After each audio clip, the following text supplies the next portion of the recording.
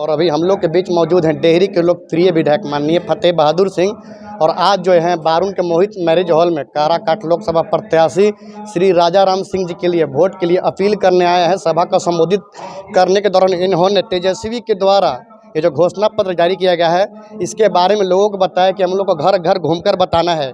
इसी बीच इनका एक और हम भाषण के बीच सुने कि आज के समय में बच्चों का जो एडमिशन जो है बारून से कहीं भी कोई क्षेत्र है 10 किलोमीटर दूर हटकर किया जा रहा है। तो हम सर से जानना चाहेंगे सर कि ये जो समस्या थी ये तेजस्वी सरकार में ही आई थी, तो सर उस समय आप क्यों नहीं बात को उठाएं? ये तेजस्वी जी के सरकार में समस्या नहीं आया था। महागठबंधन सरकार में सर ये नियम आया था कि यहाँ के लोकल को छात्रों को गो भेज दीजिए, गो को बारून भेजिए, बारून को ओबरा भेजिए। नहीं, ये हम लोगों के सरकार में ये नहीं आया था। हम लोगों का सरकार जब तक था वहीं एडमिशन हो रहा था, बच्चा जहाँ चाह रहा था वहाँ हो रहा था। ये अभी जो बीजेपी के जब गठबंधन में जब नीतीश कुमार जी आए हैं उसके बाद से हो रहा।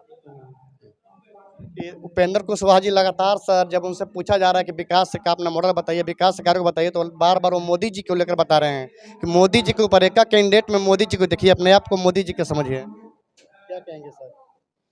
मोदी जी को ही चुनाव लड़ने यहाँ पर भेज दें उपेंद्र कुशवाहा जी। ये लड़ाई, हमारी लड़ाई जो है बीजेपी के साथ है, एनडीए के साथ है, जो संविधान को मिटा रहा है, गरीबों को हक अधिकार छीन रहा है।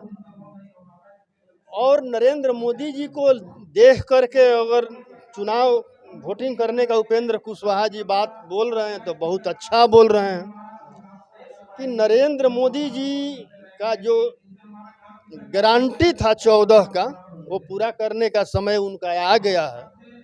घूम घूम करके कहा करते थे कि मैं 2 करोड़ प्रति वर्ष बेरोजगारों को सरकारी नौकरी दूंगा, विदेश से काला धन लाऊंगा, हर गरीब के हिस्से में आपको 15-15 लाख रुपया जाएगा, किसानों का आय दोगुनी करूंगा।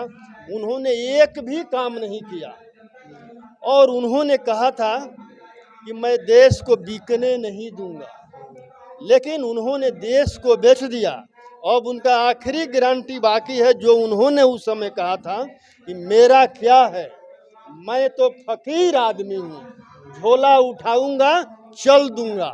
तो उनका यही गारंटी अभी है कि भाई हमें एक बार और बना दो, जो 20-25% देश बचा है उसको बेच दूंगा और झोला उठाऊंगा, और जैसे और लोग चला गया मैं भी चला जाऊंगा, बाकी देशवासी लोग अपना समझो क्या होगा तुम्हारा। तो इस बार भारतवर्ष की जनता जो है मोदी जी के चाल को समझ चुका है।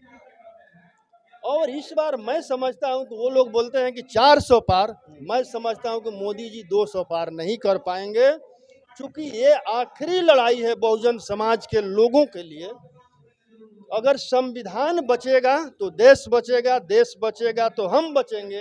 ये लोग हर जगह मीटिंग कर करके ये लोग कह रहा है कि 400 पार लाओ, संविधान बदलना है, मनुस्मृति लागू करना है।